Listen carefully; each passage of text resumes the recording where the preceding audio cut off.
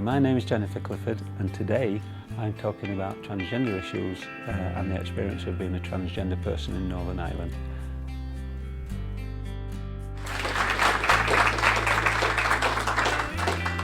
Thank you. Thank you, Susan. I'd like to thank Eamon as well, and the staff at Hollywell for looking after me so well and for inviting me. As Susan said, I am Jennifer Clifford, apprentice psychologist, and doing a master's degree at Magee. I've been an advocate for the trans community for about 8 years, and during that time I transitioned as well. I'm a woman of a certain age, but I'm not going to tell you how old I am, but I remember the first single by the Beatles, so that dates me somewhat. I was one of the original members of the Trans Forum, which was set up about 5 years ago. And the Trans Forum works along with statutory bodies like the PSNI, PHA, Equality Commission, to evolve policies for the trans community in Northern Ireland. I also, when needed, am a volunteer befriender at the Gender Identity Clinic in Belfast. Interesting thing about the Gender Identity Clinic, I might be a little biased here, I think it's one of the best in the UK, if not Europe. The Trans Forum itself as well, there is no other country in Europe that we know of that have got a Trans Forum. So that's one thing we're good at in Northern Ireland. We're ahead with the Trans Forum in Northern Ireland. So I have been involved.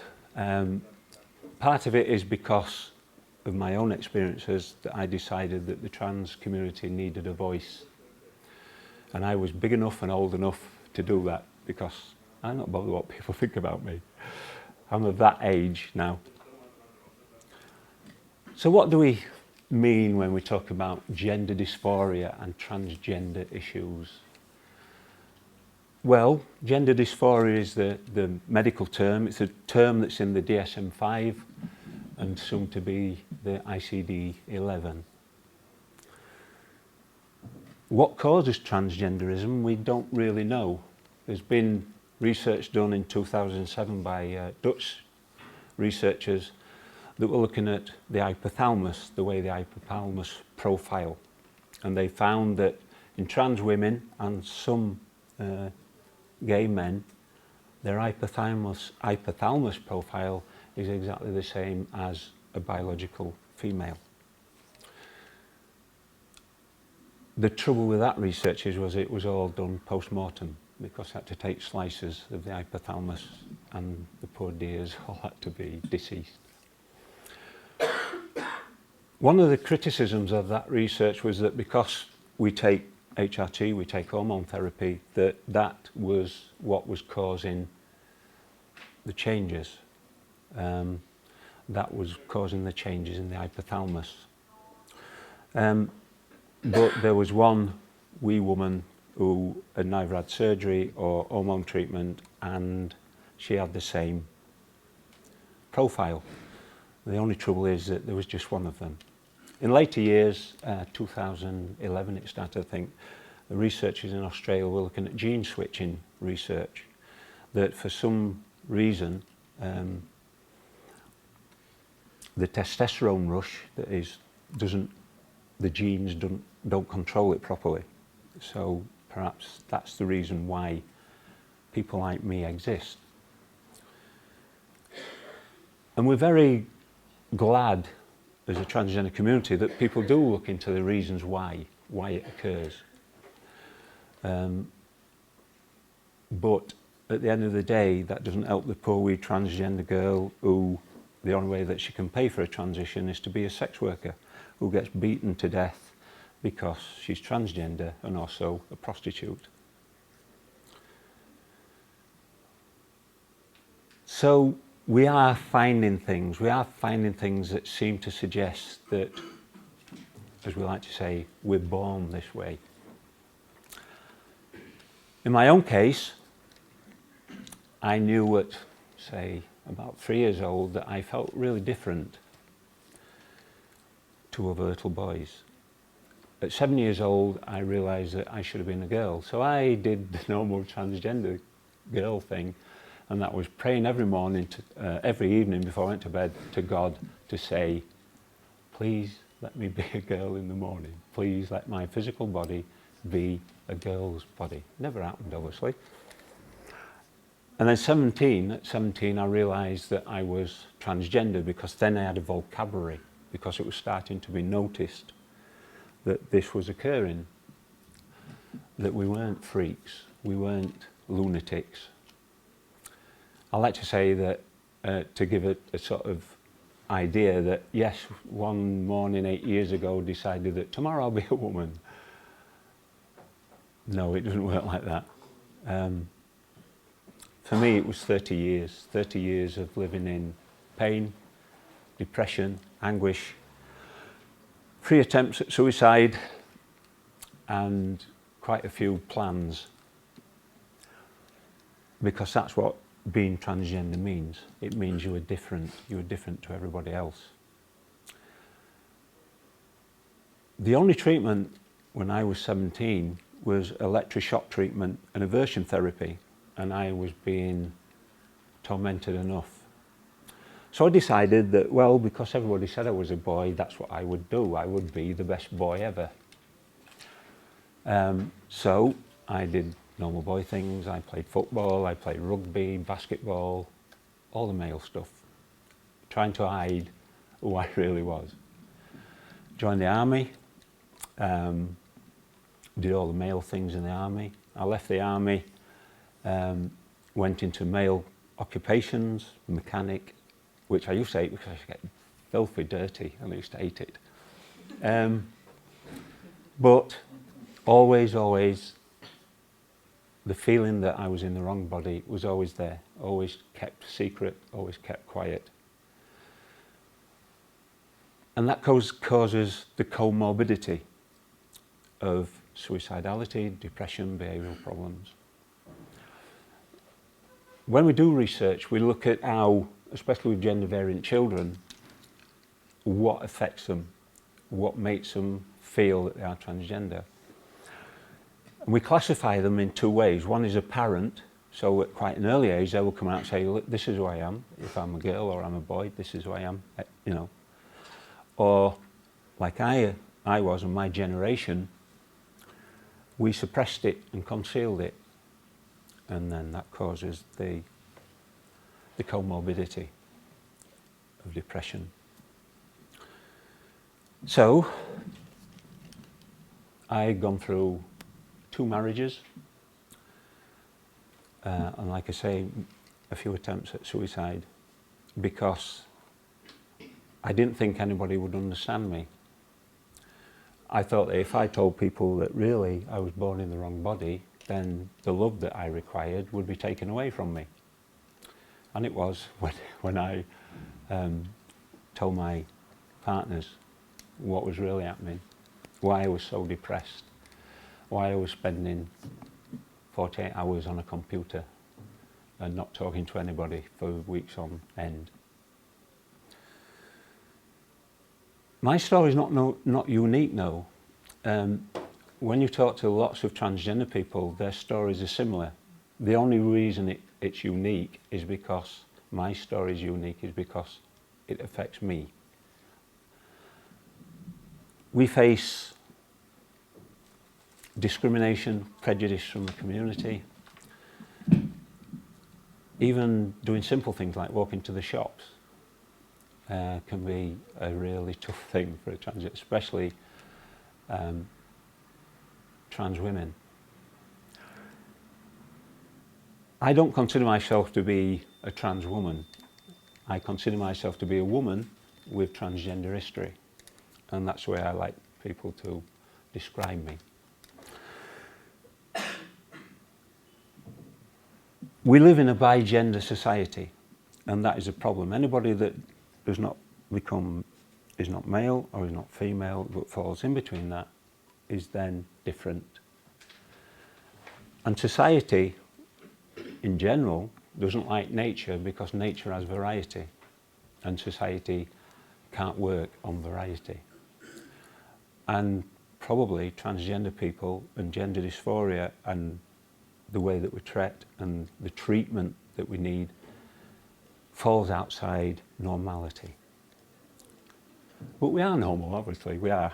You know, I'm not that mad. Sometimes I get mad, but not that mad. You know, I like the same things as everybody else. I like Coldplay, wine, cuddlies, little doggies and babies. You know, same as everybody else. But as we look at what causes gender dysphoria, as we look at how society handles gender dysphoria, we see that perhaps the bigender society, or as psychologists call it, the social gender normative, that is what is causing the problems for transgender people, because we're being forced to be somebody that we aren't.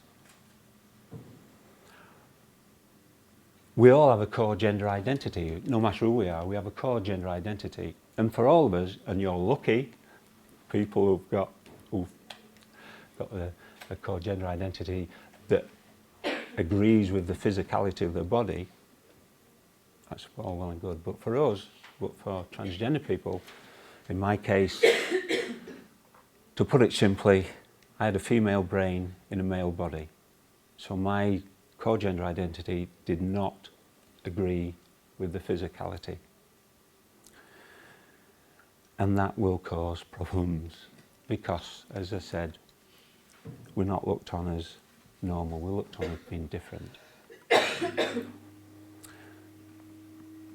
So, about 10 years ago, I finally decided that I couldn't stand it any longer. I couldn't stand the suicide attempts at living a lie, because that's how we feel. We feel it's a living a lie. We stand in front of a mirror, and the person looking back at us is not the person who we are. I was tired of that. I was tired of fighting it. And for transgender people, when you come to that point, it means there's only two options. One option is become the person that you are inside, or don't exist as a person. And we have to make a decision. So I made the decision that I would become Jennifer outside, because I was always Jennifer. That was the name that I can remember when I was 7 years old, that I was Jennifer. And Jennifer is not a person, an invention. Jennifer is me as a person. If I'd have been born a biological female, I would have been exactly the same as I am now. I would have still loved Coldplay, I would have still loved the makeup, I would have still have, you know, loved babies and all the things that people consider are normal. I've got a great argument against this idea of normality. What one normal is for one person is perhaps not the normality for another person. And people deserve to have the right to be the person who they are. And that's one of the reasons why I transitioned, but also one of the reasons why I do the advocacy work. Because everybody has a right to express themselves, and in a so-called free democracy, to not allow that is going against what we call democracy. It goes against human rights. So I started my transition. Went to my GP first, and the GP is the gatekeeper for transgender people, and not a lot of GPs know what being gender dysphoric is.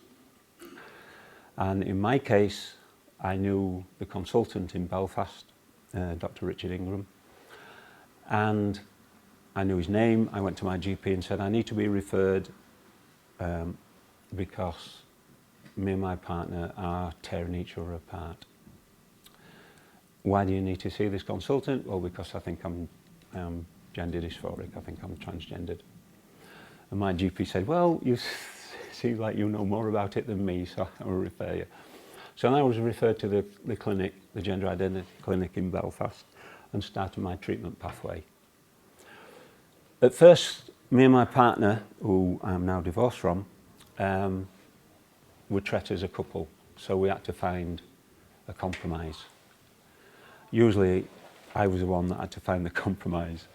And so, people like me, transgender people, we generally can't keep compromises. So we tried that for a few months, and to give you an idea of what it was, that I used to go to a support group that was attached to the gender identity clinic called Oysters. So on Thursday evening I would become Jennifer. Woo! Jennifer.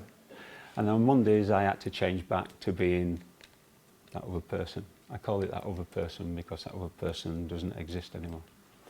And that person never really existed. That person was really an avatar, as we, you know, wasn't me. So on Monday I had to change back, and that was the difficulty with the compromise because I couldn't do that.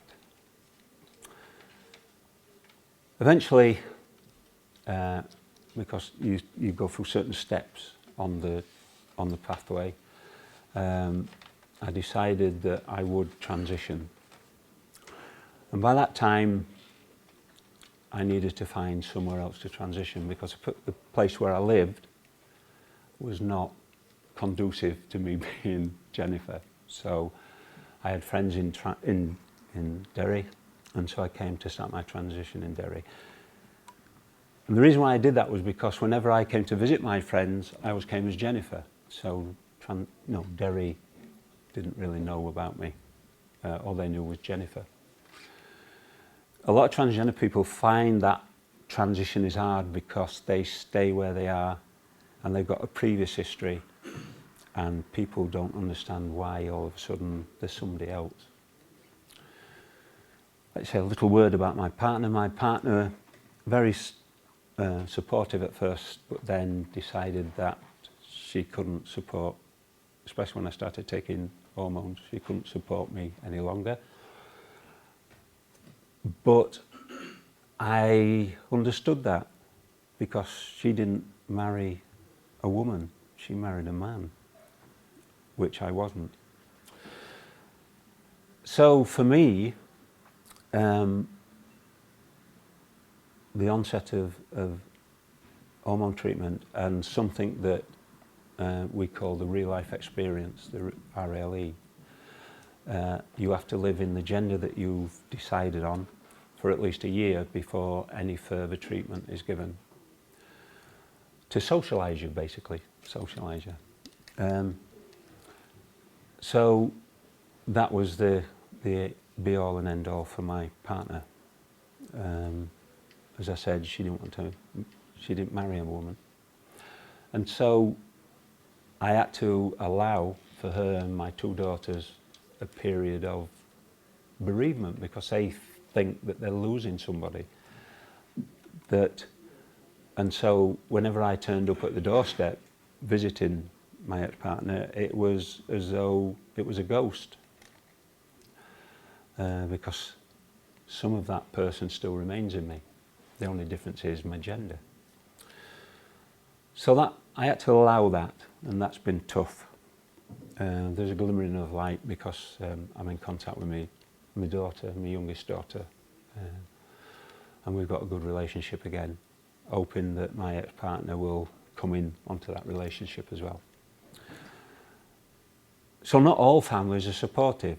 There are quite a few that are. The idea that I had to divorce was because gender identity allows us to apply for what, after 2 years, living as, say for me, living as Jennifer, we can apply for a gender recognition certificate. Okay, so we are the only group in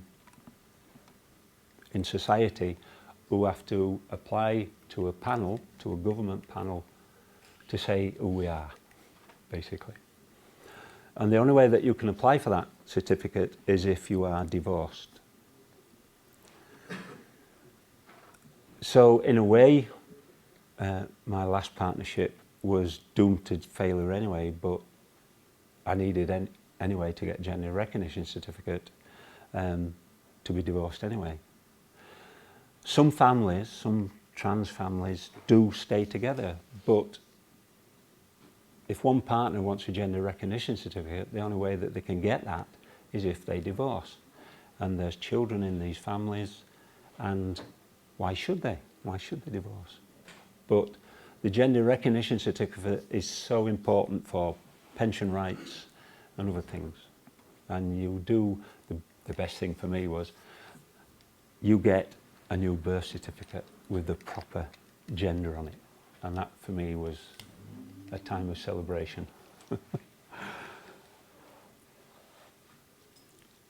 So here I am, 8 years later, standing here in front of you kind people, talking about my pathway, talking about the changes that the hormones wrought. I became more emotional. I can remember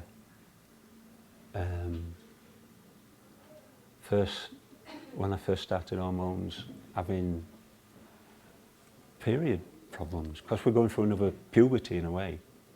And that, by the way, especially for youngsters, is the worst time, is puberty, because you feel that your body is betraying you. And that was a bad time for me. It's a bad time for most transgender people. But then we go through another puberty when we start hormone treatment. So I can remember the screaming abdabs, the hissy fits, all that. After I'd done nearly 2 years, because of circumstances about divorce and things like this, after my nearly 2 years of real life experience, I was then put forward for surgery. Prior to surgery, you must stop hormones, as other people do. You must stop your hormones 6 weeks before and 6 weeks after, so I went through the menopause again. So it was the hot flushes, the screaming abdabs, until I went back onto it. Okay, so listen girls, we do know, we're not that different. And like I say, 8 years later, I'm standing here talking about it, and I think I've made a success.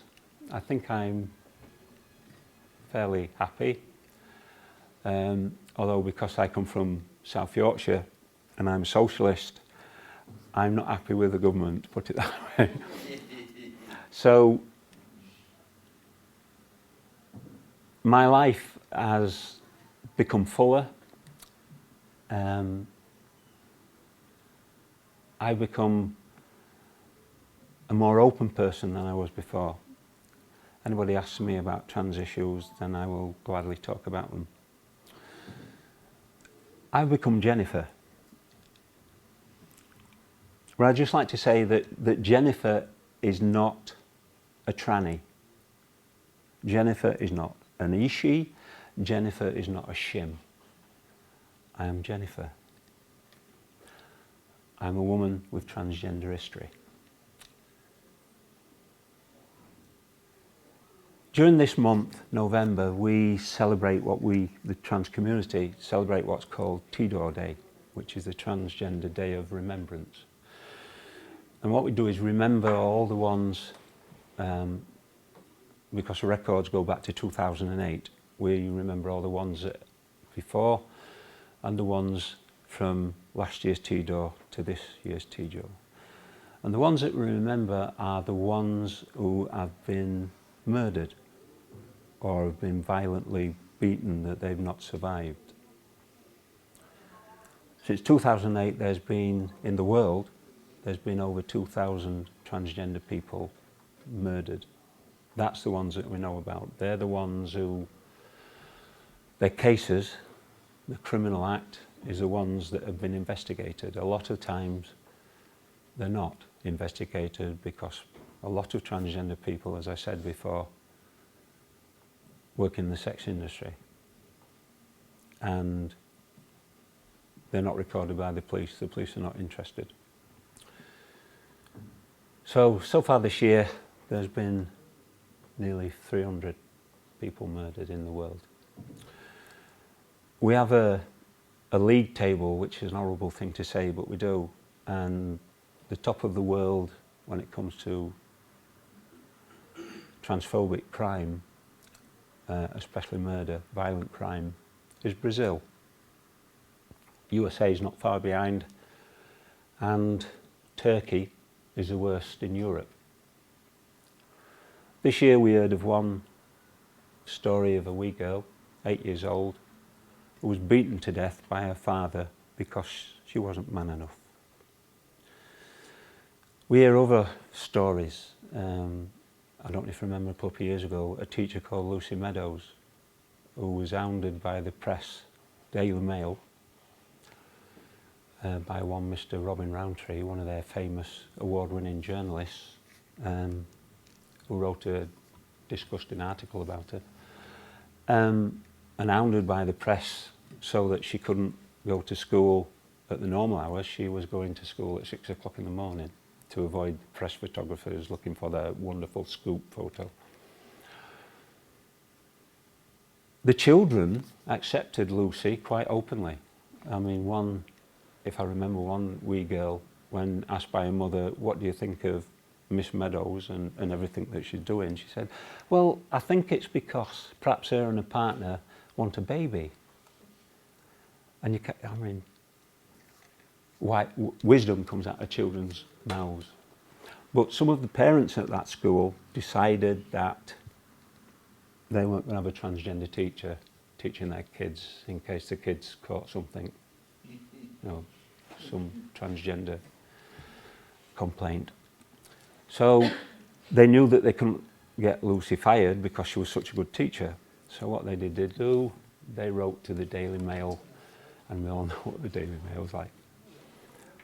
2 months after the article and the hounding, she committed suicide.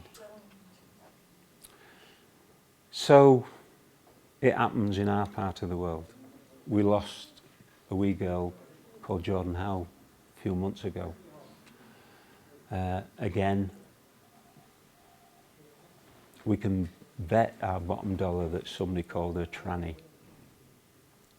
or somebody bullied her. So it happens in this country. We've just seen in the Philippines about the young sex worker, transgender sex worker, who was murdered by a Marine. And when they found her, she had her head stuffed down the toilet. These things happen. But that's what we'll be celebrating. And we'll be celebrating this year, let you all know, on the 20th of November, and we'll be doing the celebration at the Peace Garden. So you're all welcome as allies to...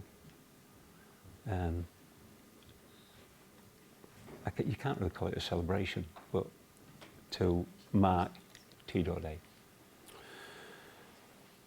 So it's not all bad. We're getting there. We're getting... I mean, there's quite famous people... Excuse me, I'll just have a... I caught the flu off somebody. And when I find out who it is, they'll get it back. So, quite famous personalities. We can... I don't know if anyone remembers April Ashley. That was the person that I first realised was transgender.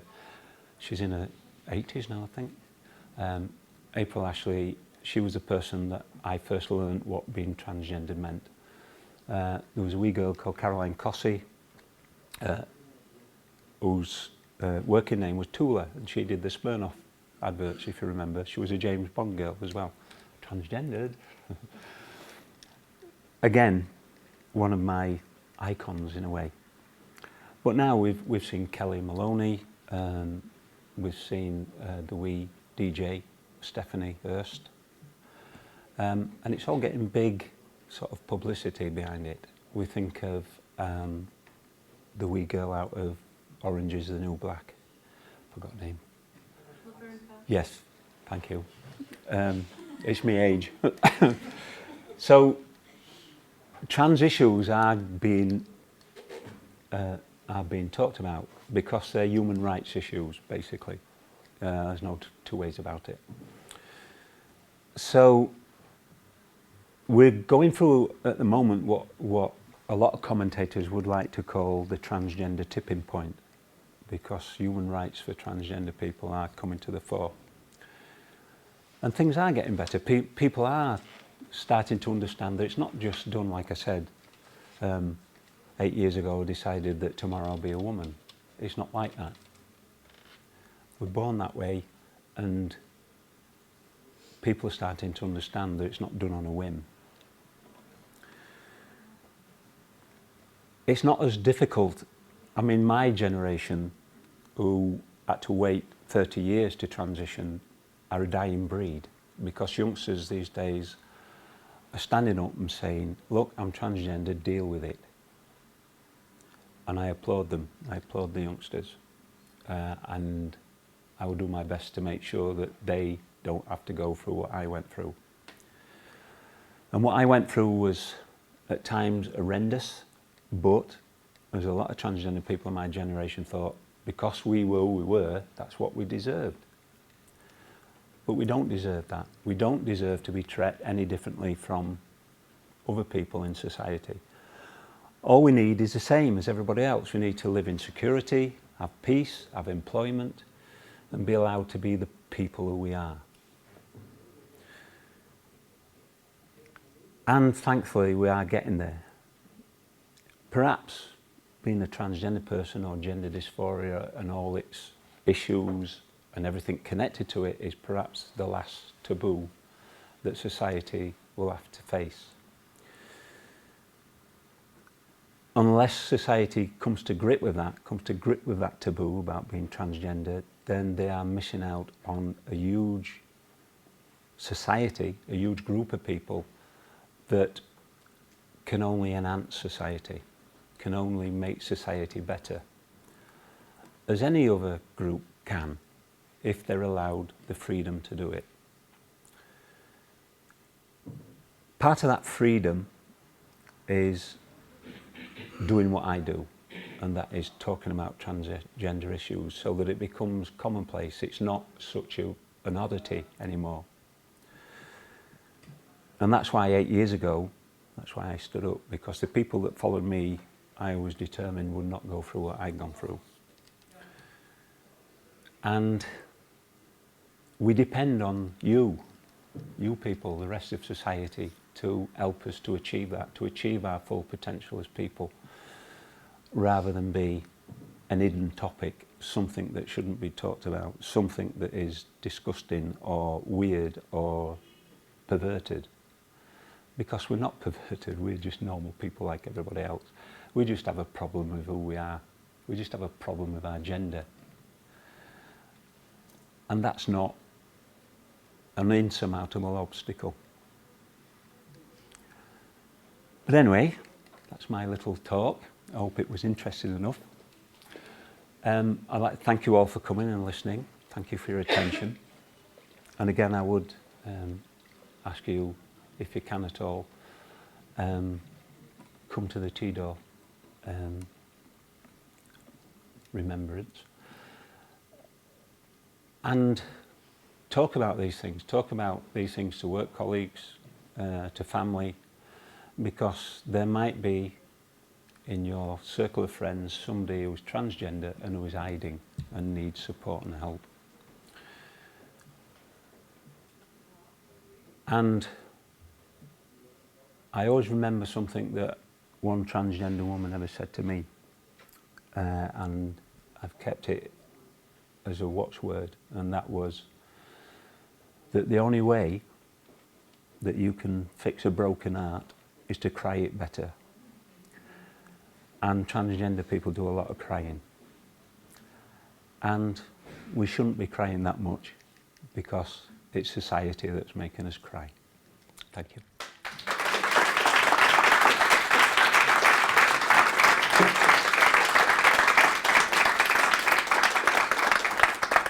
Thank you so much for your honesty, your openness, and for sharing your very interesting story. And I think it's great that you're here and challenging the perceptions of the transgender community. I've been challenged myself, and I'm just so delighted that you've given us the time. I'm sure there's a few questions, or has anybody got any questions before you sit down? Because you talk so openly and eloquently, and I know that there's bound to be questions. I see Flavio there sticking his hand over my eye. Yes, I might have a couple of questions, but it's a very delicate conversation, so I don't want to go into details.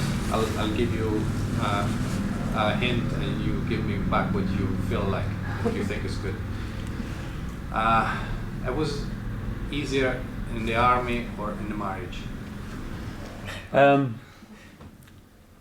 It wasn't easy it was easier in the army because, in a way, because you could hide it. But there were things that, like when I was in the army, we were in 6-man rooms, which was, that was really hard.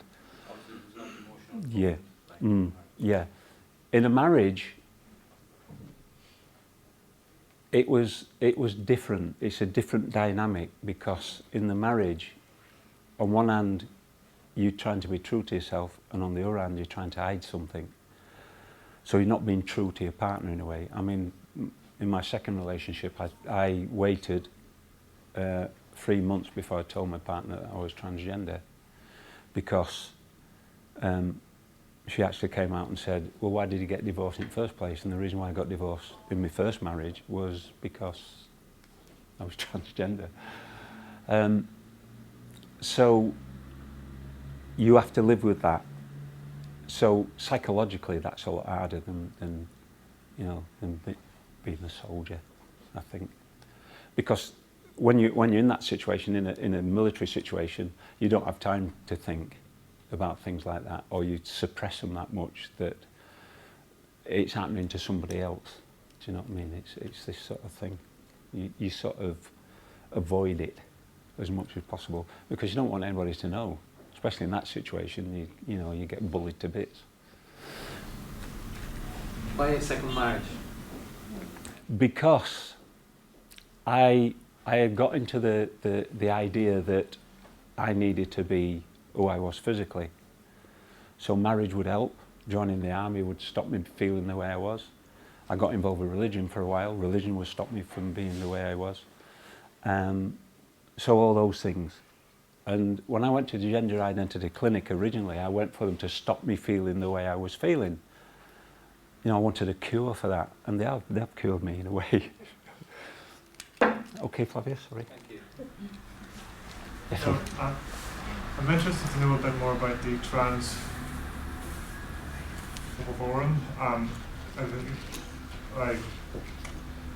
know about what the work of it actually is. If you could. We sit with people like the PSNI. So any policies that they've got for transgender people, we talk about. They come to us at the forum. We're a link to the trans community, the members that go to the forum, the trans members that are in the forum. So we're the link. So if there's any research that needs to be done, we can take it back to the support groups that we work with.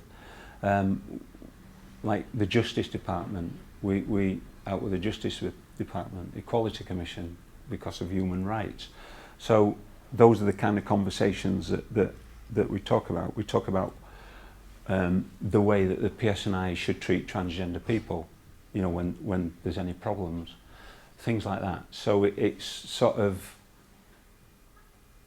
a way that statutory organisations work with transgender people, like the PHA, the kind of, if there's any prejudice when you go to a GP, things like that, we sit on forums. We've got one member of our forum who sits on the GP council, albeit he's not transgender, but he works with gender variant children. Oh, by the way, there's been a clinic set up in Belfast, started to work in last month for gender variant children. Okay, so, and the families. So that's a thing that we wanted. especially for the children. So that's been set up and started taking clients. So that's the kind of thing that the forum does. It liaises between the community, the trans community, and the statutory bodies. So sometimes it's a bit boring, but sometimes we have good conversations anyway. Usually after we've finished the meeting. I think it's there as well. It unites the trans community as well, doesn't it? Yeah, it helps the trans community to all sort of work off the same hymn sheet, if you can understand that kind of old terminology. Jennifer, Eamon Baker, work here. So the first thing to say is really a warm welcome Thank to you. you being here. And I was touched and moved by what you said. And I'm guessing that there are other people in the room who are similar. I also loved, as someone who lived in South Yorkshire, I loved hearing the colloquial tret. And also the colloquial we, Yeah. you know, we girl. Yeah. I also loved, so this is a bit of a comment rather than a question, I also loved that while you brought some of the horrific stories, say when you mentioned Brazil or Turkey or the Philippines, but you also spoke of hope and of people working together. And this organisation, Holywell Trust, the aspiration behind that metaphor, Hollywell or Holywell, is that people would look into themselves in a journey. You used the term pathway, and find themselves. That's what we're meant to be about. That's what I'm meant to be about. So it's great that you're here. It's great that Susan has invited you, and thank you. Thank you. Yes, thank you. Thank you, Amy. Would there be much prejudice in this time? Yes. We have as moments, but I have never actually had anything really said to me, other than a few wee boys that one day tried to run me over and with the bikes, and then turned round and said, "We know that people like you're in the Bible." And I more or less thought, well, yeah, so are you. Everybody's in the Bible. Look it that way. Yeah, but I have never had any actual problems. One bouncer that quizzed me, but that was Halloween night, so they're allowed to do that. But in some places there is. You know, it depends where you are. You know, but some parts in Belfast are pretty rough. Where I was living before I started transition, there's no way I could have done it. You know, they were running me out of town on a rail. Some of my colleagues here have had horrendous Don't go to pot down if you're trans. experiences.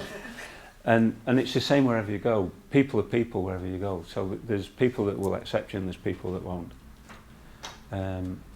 The major thing that the trans community faces is inappropriate questions. Sort of, what was your name before? You know, or when did you have your surgery? You know, things like that. And it's like, I mean, I've got stock answers. You know, like if people get into my face, my stock answer is, "I'm having my problem fixed. What's your problem?" Or, you know, the question, "When did you have your surgery? When did you have yours?" You know, things like that. And if you do it with good humour, people will generally think, "Oh, I shouldn't have really said that." But we still get that kind of stuff. You know, we get in the media. The media is the biggest problem, although they are starting to come round to the idea that blurting sex change across the flipping headlines is not the way to go. Calling people trannies on the front page, which is mostly tabloids, is not liked by the community, because we're not. You know, and it's the sensationalisation of that causes the problems. You know, and people read that every day, so that's the way they're going to treat us, because that's what the papers say we are like, but we're not. Thank you. Anyone Sure. else? Yeah. Just a wee one. You were saying that before you could get your birth cert corrected, I suppose. Yeah. You know, and the recognition you had to get divorced, whether you Yeah. like it or not. Is that ever going to get fixed, or what's the story with that? We're killing them, aren't we? It's a bit mad. You know, it doesn't make sense. It's you know. well, when I don't know if you've ever heard of Stephen Whittle. Stephen Whittle is a trans man that set up an organisation called Press for Change. And Stephen Whittle was the one that first introduced to British Parliament the idea of having a Gender Recognition Act, which was in 2004. When it first went before Parliament, there was no requirement for a divorce. You just had to apply. But when it went through Parliament, thanks to Mr Blair, we've got a lot of things to thank Mr Blair for. Mr Blair said that the divorce clause must be put in because it would be allowing same-sex marriages, which were at that time unlawful. In England now that doesn't matter, so we're still working through that. There's sort of same-sex marriage thing.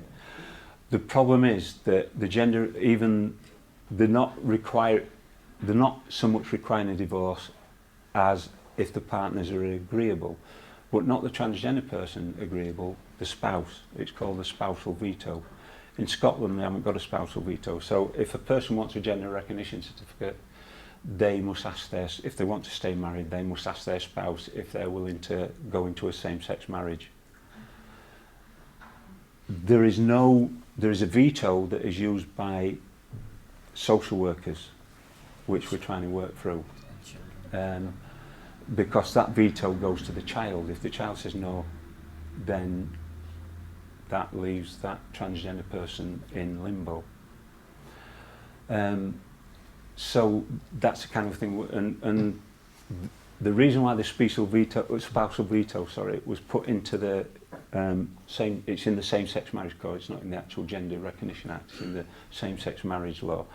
The reason why the people that decided that that should go into that law were civil servants and MPs, and not one of them was transgender. And they role-played that. They did a role-play to say, well, this is what it's going to be like. So they never. We're trying to work through that. We're trying, and as I think the Lib Dems have said they've put it into the manifesto. I think perhaps the Labour's going to put it in. But in Scotland, the Scottish government chucked it out when the same-sex marriage law came into Scotland. Wales always follows England anyway, so I don't know if it's been altered in Wales yet. Unless they're playing rugby, obviously, they don't follow England. So we're trying to get that changed because it sort of negates. If people are willing to stay together as a partnership and they've got children, we've got one wee woman that I know of who I've worked along with a few times. She cannot get a gender recognition certificate because her and her partner do not want to get divorced because they've got children, they've got youngish children. So it puts them in an impossible position. She works in quite a responsible job. So for state pension, she would not be allowed to get a state pension because a couple of months ago there was a wee woman in Belfast took it to the High Court and to the Court of Human Rights about the divorce clause, about being forced to have a divorce. And the judge said, no, you've got to divorce if you want to get your pension, basically. So could she, and this is me not maybe understand fully, could she divorce? Then could they not remarry again, or as in same-sex partnership? Yeah, according to the gender recognition certificate, you're not allowed to marry. You can have a civil partnership, that's allowed, but not an actual marriage. But that was put in there before the same-sex marriage law that's just come out in England. But some people don't want a civil partnership; they want a full marriage. Just to add in there, sorry, but you can actually get married as a man or a woman, so you're still allowed to get married in church as a couple if you're male and female. Yeah. Well, light in the tunnel, hopefully. Well, yeah, possibly. Kerry, you want to make a comment? On the question. Just let people know it's 2:00 on the Thursday the 20th at the Peace Garden. Yeah. Okay. Yeah, that's Tudor Day. Yeah. Anyone else want to? Listen, thank you again, and your honesty, openness. It's not easy to stand here and share such a personal journey with a room full of essentially strangers. You know, and it's always a big ask when we do come to ask our speakers. But I'm so glad you've been here and shared your story and given us all an insight into your journey and the life of your community and the work that you're doing. And obviously you're working very hard. It's not easy, but yes, you definitely seem to be getting there, and I certainly have an entirely different point of view now, which I'm thankful for. So listen, give Jennifer another warm.